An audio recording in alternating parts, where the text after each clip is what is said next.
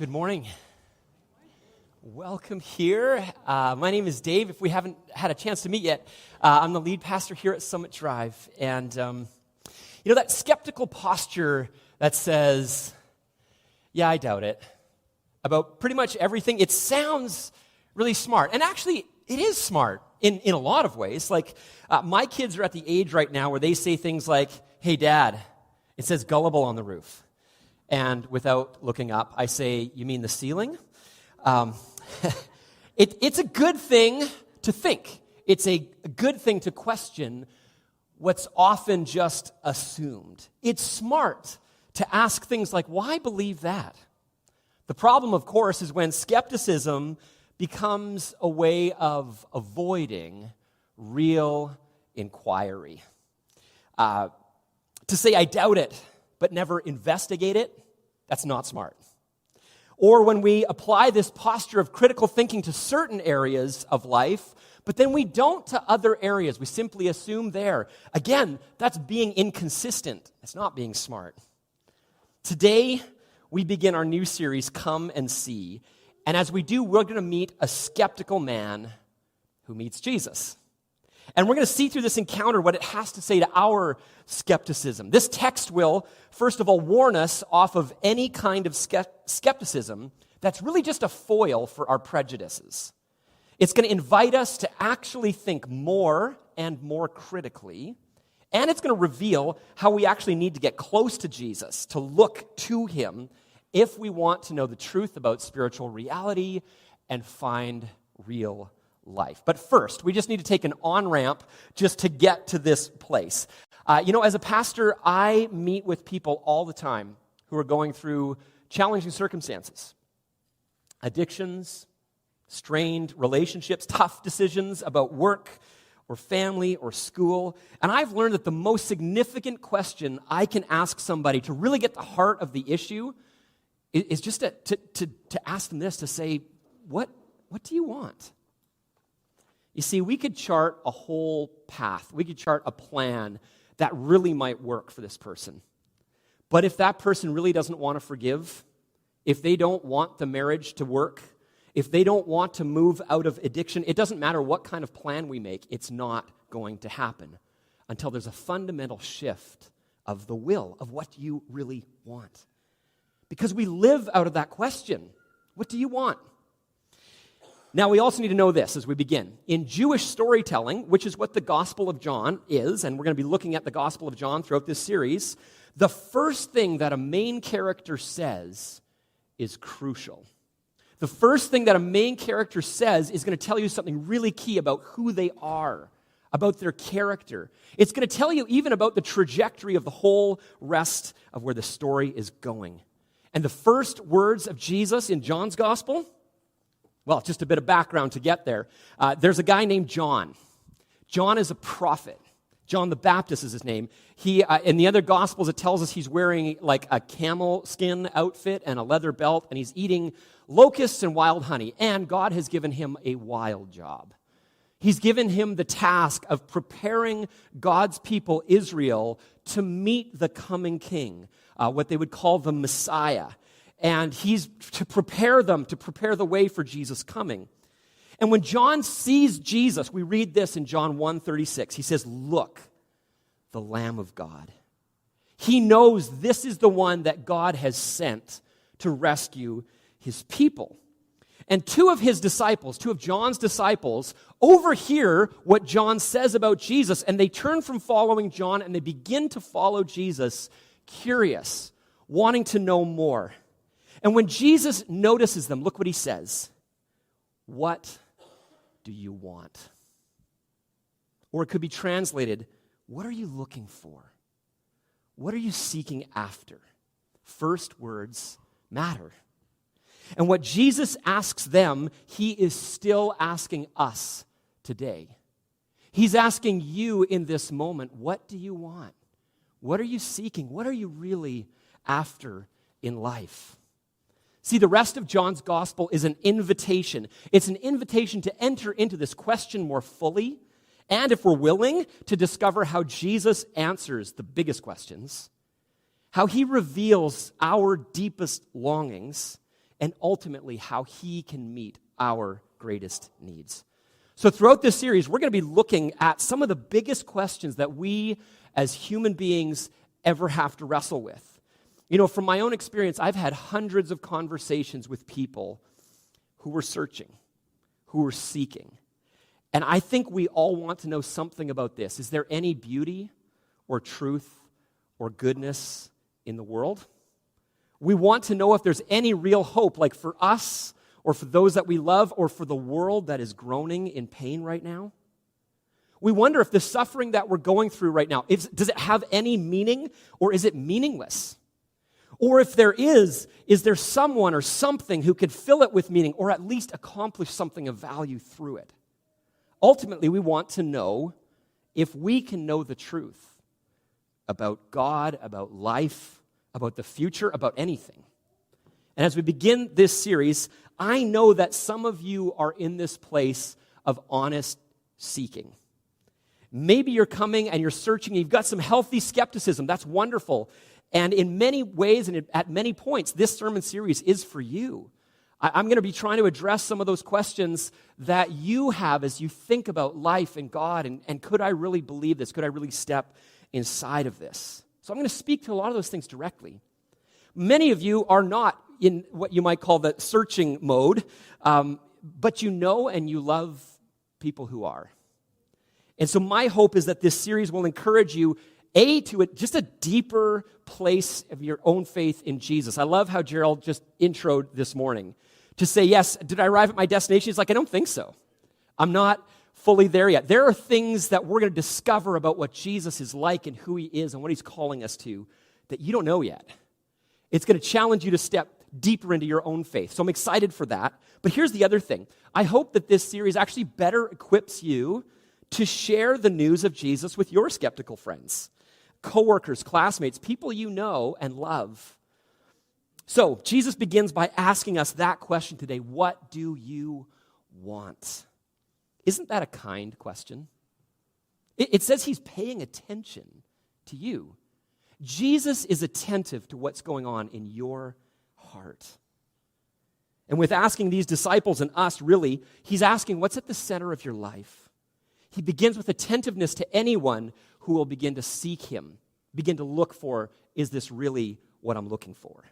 But this question also forces us to get honest with ourselves. Like, are we willing to step out and to be open to having our categories maybe even turned on their heads? To have our vision of the world and our priorities rearranged? Are you ready for that? The Gospel of John will do that for us. So there's these disciples, right, of John, and they come to Jesus, and here's what they say. They say, Rabbi, which means teacher.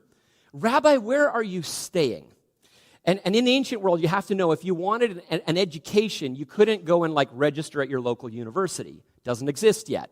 How did you get educated? You went and you found a teacher and you followed them in the hopes that they would accept you as an apprentice. And then you would walk along with them and listen to them and emulate their life and learn from them. So what are they really asking?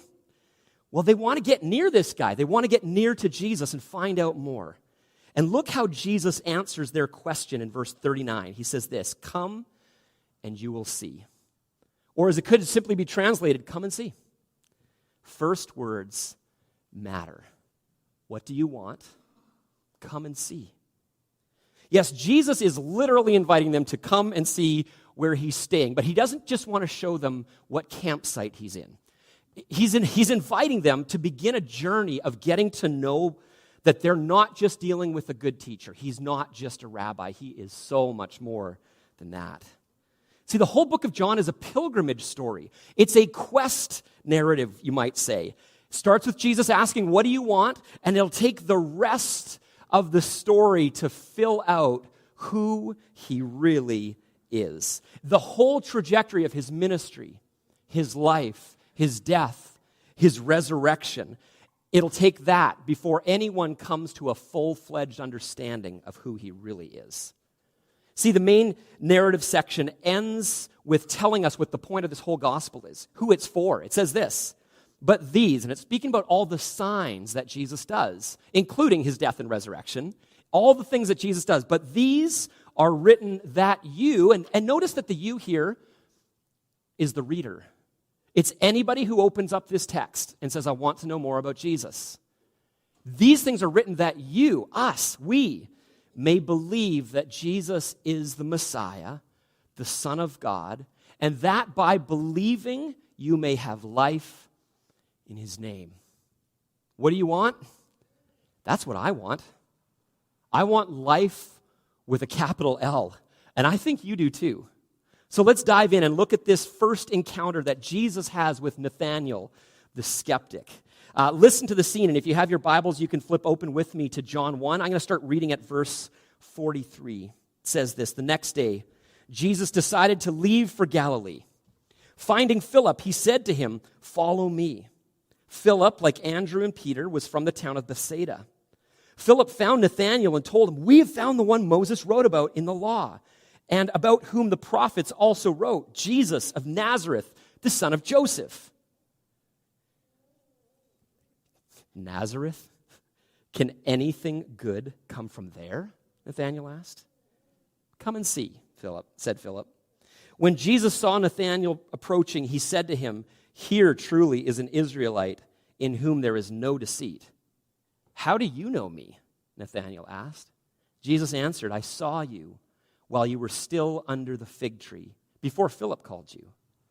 Then Nathanael declared, Rabbi, you are the Son of God. You are the King of Israel. Jesus said, you believe because I told you I saw you under the fig tree. You will see greater things than that. Then he added, very truly I tell you, you will see heaven open and the angels of God ascending and descending on the Son of Man. This is a fascinating story. We have Philip, and he's excited. He met Jesus, and he really believes that Jesus is filling full all that the Hebrew Scriptures have been pointing to. He's the one who we've been waiting for. And what does he do with it? Well, in his excitement, he runs to Nathanael, his friend, and begins to tell him about Jesus. But look again at Nathanael's response. Nazareth? Can anything good come from there? Here we have Nathanael starting from a skeptical stance, but of the unhealthy kind. Here's where you don't want to be like Nathanael. If you're searching, if you're seeking, don't do this. And here's what that is. You see, Jesus is raised in small town Nazareth. Nathanael's from just like another town in Galilee, probably another small town as well. But he starts with this critical, judgmental assumption. He looks down his nose and he rolls his eyes at what can only be, in his view, this country bumpkin from Hicksville, Nazareth, okay? Which, I was trying to find a similar analogy today, and at the real risk of offending a lot of people, I don't know, I kind of thought it would be like someone from Merritt saying, can anything good come out of Logan Lake? And I hope you can see the problem here. I hope you can see. It is actually a problem. It's kind of funny, yes. But that's what's happening in this moment. Nathanael starts with these prejudices. It's bigotry, really, toward this small town. He's dismissive. He's rolling his eyes at even the possibility of what Philip is telling him. He's not doing any critical thinking at this point. He's just rolling his eyes. He's dismissive. Can anything good come out of Nazareth? So here's the warning for us, and it's actually for all of us this morning. The warning is this: no matter what situation we're in, it can be too easy just to look down on someone else, to make assumptions about them, and to feel superior. Careful. That's easy. The human heart can do that very easily. You know, even in jail, there is a hierarchy of, well, at least I'm not them. I'm better than that person. Anywhere you go, that same thing can function in our hearts. So this is a warning that we don't make assumptions and run off of our prejudices. In our culture, often Christianity is seen a little bit like Nazareth is to Nathanael. It can be seen as outdated, irrelevant, and often received with a kind of dismissive eye roll as well. And so for anyone who is in a searching mode, whether that's you here today or you who's joining us online, if you're in that place, still skeptical of Christianity, that's a good thing. Nathanael's initial response is something you want to avoid, though. Like Nazareth, you got to be joking. Christianity, are you kidding me? Here's what Tim Keller says in a lecture that he gave at Oxford in 2012. He says, don't be like Nathaniel. Do not let a conviction that Christianity is simply outdated or intellectually unsophisticated blind you to what it offers. Watch out for your pride and your prejudice. Be aware of contempt and dismissiveness. It's toxic in all aspects of life, but especially here at the point of asking foundational questions. I think that's a fair point. So you might have honest questions. You might have even grown up in the church, but you're still not settled on whether or not you're following Jesus with your whole life. And if you're asking, can anything good really come out of Christianity? That's a fair question. And I just want to point to just a few brief things. We could spend I've got a book called The Air We Breathe. All it is talking about those things that you assume that actually have come from Christianity. I can lend it to you if you want. But it's true. Here's what I'd say to you. It's true that Christians throughout history have acted in ways that are just far outside of the ways of Jesus. People have taken the way of Jesus. Imagine this beautiful piece of music. But they've taken this piece of music and they've played it totally out of tune. That can happen. That doesn't mean the composition, the piece of music was bad. It means the performance of it was bad. So that happens. Whether that is those who've participated in the colonial project, those who have supported slavery, or even today, folks who side with political movements or figures that have nothing to do with the Jesus way. So all of that is granted, okay? But there are so many people who live these beautiful lives of service to others that you don't know anything about. That's the other thing I want to say. There are people who are living the Jesus way and beautifully serving and loving people, and they don't even want to show you because they're doing it simply out of love for God and others.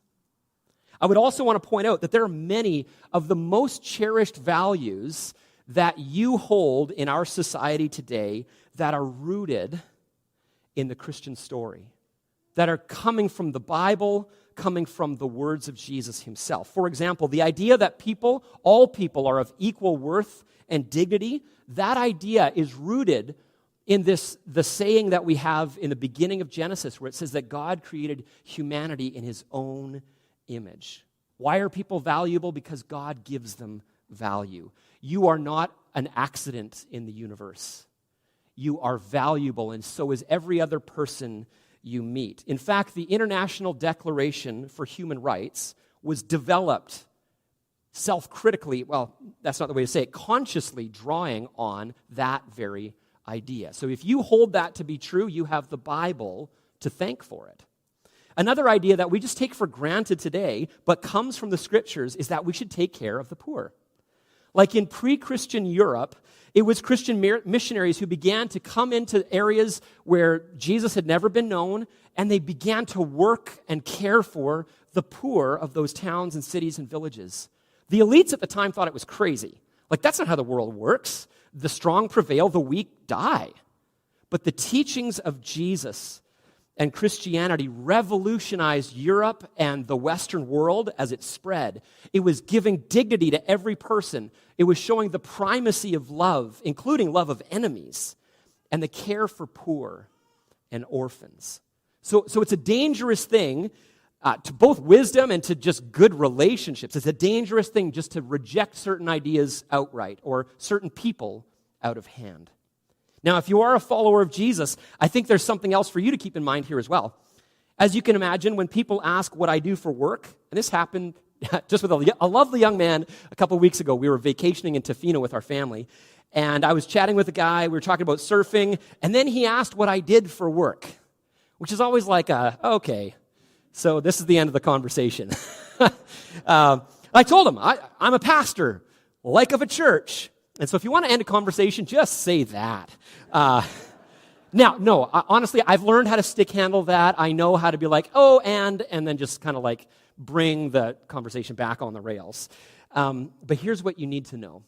If you're a Christian in our world today, you shouldn't expect to be understood by the people around you. Don't expect that people will understand why you follow Jesus. Expect that you might experience some eye rolling about the Christian faith. People may be dismissive. That's just going to happen. It was the case for Philip. It was the case for the early Christian church. And increasingly, it's going to become more and more the case in our context too. And so what do we do with that? How do you respond to the eye roll? Well, just look at Philip. He got the eye roll from Nathaniel. But look how he responds. He doesn't get offended.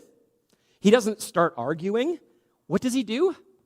He simply takes the opportunity to say, come and see.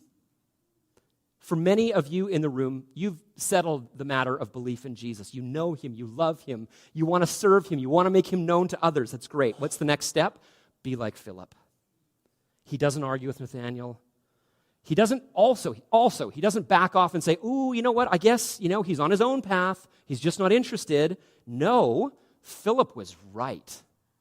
Philip was right about Jesus. He is the promised king. He's the Messiah. And Philip holds on to that. He believes rightly that this is a matter of public truth and ultimate importance. Then he offers the invite, even to his most skeptical friends. Why don't you just come and see for yourself, he says. So for us, maybe there's coworkers, there's other students at the university, there's neighbors, and God loves them. And he has put you in their life. He's put you in their life to be a witness to the truth of Jesus. Maybe you've already had some conversations with a friend and they're skeptical, but instead of assuming, oh, you know what, they're just not interested in Jesus, how do you know that? God is likely doing a work in their heart. His Spirit is in front of you. He is working already. Before you showed up in the room, God was doing something. So don't assume they're not interested. Instead, be like Philip. Be ready to make that invitation. So maybe you do just need to take that step and say, you know what, friend, you've got great questions. Why don't we explore them together? And maybe it's you making an invite to our Alpha program. We watched that little trailer before. Maybe it's making an invite to Sunday services. I just read this stat. Of any new person who comes into a church to explore Christian faith, 6% come at the invitation of a pastor. 86% said they come because a friend invited them. It's your friendship. What's the most important thing about telling others about Jesus today? Being friends with people. And then saying, why don't you just come and see? Maybe it's an invite to Sunday services then. Maybe it's to youth on Tuesday night or Wednesday night. Maybe it's an invite to young adults. Philip shows us a missional approach to life. He simply invites his eye-rolling, skeptical friend Nathaniel to come and see for himself. And to Nathaniel's credit, he does. Yes, he's skeptical. Yes, he starts with eye-rolling, but guess what he does? To his credit, he gets up and he comes to see what Jesus is all about. So if you're exploring Christianity, be like Nathaniel in this regard. Maybe you've been the eye roller in the past, but look what he does. He gets up and goes to meet Jesus. So what now? What does it look like to come and see? Let me give you, if you're in that space of exploring, let me give you just 6 quick things. 1, stay open and curious. Open to having your deepest assumptions challenged and stretched and maybe even changed. 2, take time to really look into Jesus and into the Christian faith. 3, the Alpha ministry that we're talking about, maybe you just need to sign up. My wife and I are planning to be there and invite some friends to come join us. Would you come and sit with us at our table? I would love for you to be there, to join us in that. It's a great chance to explore and just share your questions, your thoughts, your concerns. Another one, number 4, is just to read the Bible. We have these scriptures. There's great translations that are really understandable. So I would just say start with one of the Jesus stories, Matthew, Mark, Luke, or John. And I've been reading with groups of people. That's what I've been doing with the group. I've got 3 friends right now who are interested in Christianity. We simply say, hey, let's read the next 5 chapters of Matthew, and then we get together for coffee each week, and we talk about it. What were your questions? What do you think this means? Do you know that you can do that with your friends too? You could say, hey, I'd like to read the Bible. Do you want to do it with me? Another thing that I've been doing, I wrote a series of blogs a couple years ago that went through every chapter pretty much of the New Testament. And they're just like a reading guide for people who want to read the scriptures daily, but find that they just need a bit more context or a guide. And so what I've been doing just in this summer, I've been beginning to put them into print form. And so you'll see these kicking around like Matthew part 1, part 2. They're just little booklets that could help you to read through these stories, these gospel stories, or also like I've got the Ephesians one printed out. This is for everybody in our church. If you want to just start reading the Bible, grab some of these. We'll print off more if you email them. I'm gonna work over the next few months to get the rest of them prepared. But that's a great place to start. Just open the Bible. Start reading in one of those narratives. Better yet, ask a friend to join you in doing it. Do it together. Here's the fifth thing. Keep coming on Sundays for two reasons. One, this series is really going to be helping us dig into these tough questions. But here's the second thing. When we gather like this and sing and pray, this isn't just about ideas that are being taught.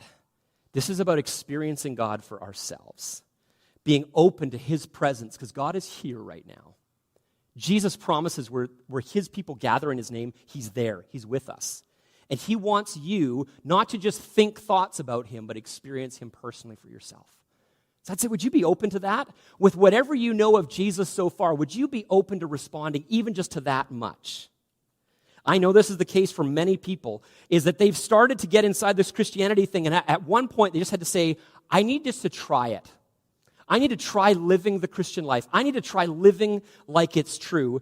And so often they go, oh, and when I started living it, I found that it really was the truth.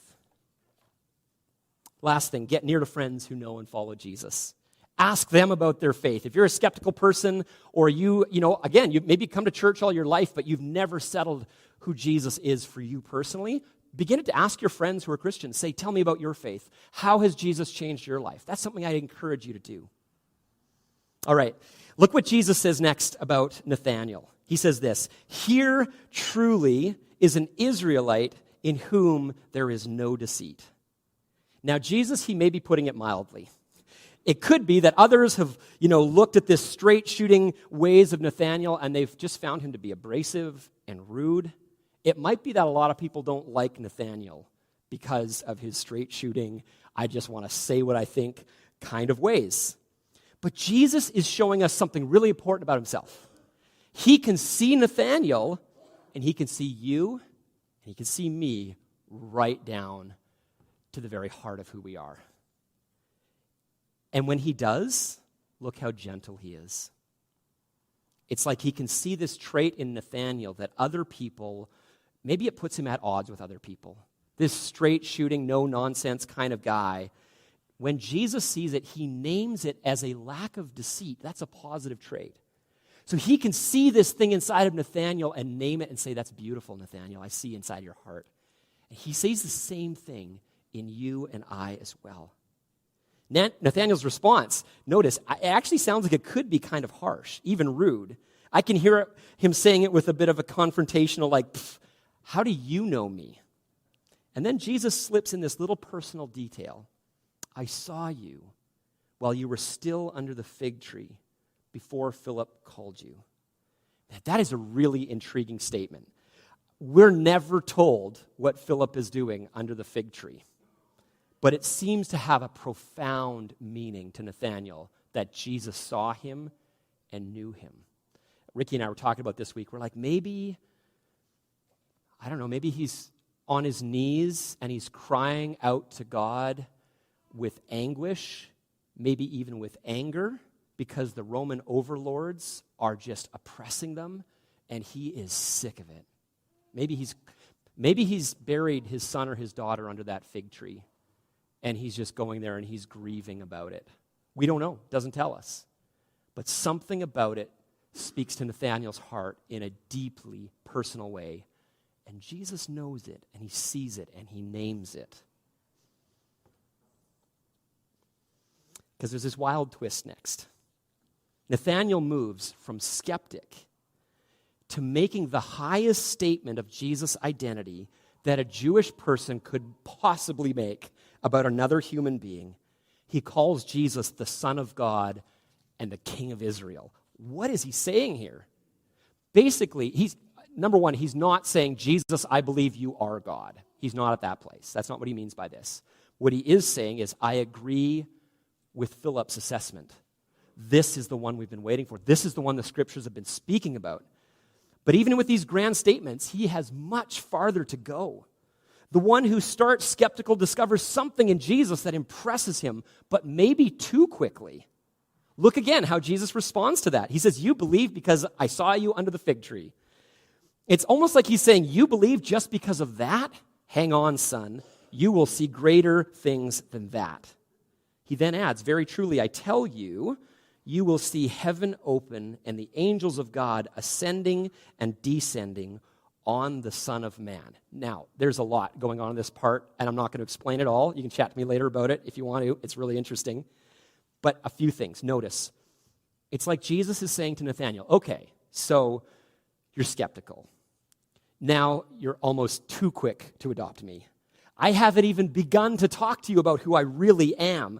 You were just rolling your eyes a few minutes ago, and now you've had this emotional experience. You've found a man with supernatural knowledge of you, but slow down. Don't be so impressed by appearances. You really don't understand who I am. So Jesus is not against thinking. In fact, I think he's insisting that Nathaniel do a little bit more thinking. Jesus invites skeptics to put his claims to the test. I like how theologian and missionary Leslie Newbegin puts it. He says in his little commentary on John, which is a brilliant one, by the way. Go get it if you want a good commentary on John. He says, intelligent skepticism is not condemned, for it is the necessary balance between genuine faith and foolish credulity or belief that's unwarranted. Skepticism is a legitimate starting place. So if you're here and you're not sure about the Christianity thing, you have some healthy doubt about it, Jesus is saying, great, that's the place we start. Because we love God with our minds as well as our soul and our strength and our heart, after all. Really, this is the difference between cynical skepticism and sincere skepticism. The cynic just wants to criticize, but from outside the ring. They have no actual intent of really getting inside and figuring this out. The sincere, on the other hand, are willing to get inside the questions, to get inside the messiness of real life and figure out if this thing actually works, to actually try it on. Because you see, Christianity is not just a set of beliefs to be believed. It's a whole way of life that involves the whole of us. It's a response to the call of Jesus to follow me, and that includes every single piece of you. That's a lived experience of the whole person. So if you're skeptical about Christianity, there's this balance to strike. First, to remain skeptical but never be open to the fact that it might be true and allow yourself to really look into it, that's intellectually and morally self-defeating. That's cynicism. On the other hand, to surrender to the first idea that you hope will solve your deep emotional needs will not be enough. Christianity is not a consumer good. It's not something to say, well, I'll try it. If it works, great. If it doesn't, no problems. It's not a consumer good to be tried in that regard. You should turn to it, yes, because it works, but mostly because it's true. Don't turn to Christianity unless you think it's actually true. Because only if it's true will it meet your true needs. You'll find that you're living in sync with reality. And so it's openness to actually following Jesus and finding out if he's for real, if there's life in him. And here's the last thing we need to see. There's this bit about the angels, right? Kind of confusing. This ladder that's bridging like heaven and earth. Jesus is referencing a story here from Genesis. It's about a dream that a guy named Jacob has. And so why does he say this? Why does Jesus bring this up? What's he trying to tell Nathaniel? What's he trying to tell the rest of us? Only the most important thing you can ever know. See, the angels in Jacob's dream are a sign of God's royal presence, this bridge between heaven and earth. But because people have turned away from God, have lived selfishly, have destroyed themselves and others, it's like there's this slab now between heaven and earth, a wall between God and between us. But Jesus has come to punch a hole through that wall. He is God coming to find us. He has come to heal what's broken and lost in Nathaniel and in me and in you. See, when Nathaniel says, you're the king of Israel, he's assuming that Jesus is going to grab a sword, build an army, ride into Jerusalem, and kick out the dirty Romans. That's his hope. Nathaniel thinks he is going to fight for this thing. But Jesus is saying, if I did that, I wouldn't heal the real issue. It wouldn't break the wall that separates you from God. No, what I am going to do is beyond your categories entirely. Just watch. So maybe you've been trying to climb out of your problems. Maybe you think you need to pick up a sword and fight your way out of them yourself. You don't. It actually starts with God coming to us. And it all focuses on Jesus and what he's doing. Notice, if you go and read the Jacob story, the ladder is between heaven and earth. Jesus says now the ladder is between heaven and him. He is the place where heaven and earth overlap. He is the house of God now. He's the place where we find out that all our needs are being met. It's like how one missionary and pastor, he was having this meal with some men in the Middle East, and he was talking with them about Jesus, specifically the Christian belief that Jesus is actually God in human flesh, the very thing that John's gospel starts by telling us about Jesus. These men were from the Muslim faith, and so speaking from that place, they said, well, we believe that God is too great to debase himself by coming in human form. He would never do that. He wouldn't want to. So the missionary, he responds like this. He says, well, I met this woman once, and I fell in love with her. But I needed to tell her about my love. I wanted to start this lifelong relationship. Can I just send a messenger to do that? And it was one of the men from this group who responded, actually for the rest of them. And he says, no, in matters of love, in matters of the heart, you have to go yourself. In matters of love, in matters of the heart, God has come himself. The whole Bible is telling that story of how God pursues us, comes to us, finds us. And the whole of John's telling of the Jesus story is describing Jesus as one and the same as the living God who has come down to make us his forever. So yes, Nathaniel, he gets up and he comes to see Jesus in response to Philip's invitation. But remember, Jesus tells him, I saw you while you were still under the fig tree. Jesus is paying attention to Nathaniel. Jesus is paying attention to you. God is the one who's actually sought you first. He goes first. So how do you respond? Not by brushing off Christianity with a skeptical snobbery of can anything good come out of Nazareth, nor by assuming too quickly that you've got this all figured out. For Christianity is not a consumer product. Instead, we humbly and honestly begin to look into Jesus, to come and see for ourselves, to bring our deepest longings to him. So what's your next move? Let me pray. Lord, we thank you that you have come for us. We thank you that we don't have to fight our way out of the issues that we face or out of the real issue, that our hearts are bent and broken. But thank you that you have come for us. We say that we love you, that we're thankful. And for those of us, maybe those who are just exploring faith in you and what you are all about, I ask, God, that you would be moving their hearts, opening up their hearts to see more and more of the beauty of who you are and what you've done for them. God, we love you and ask that you would keep opening up our eyes, our hearts to you. Amen.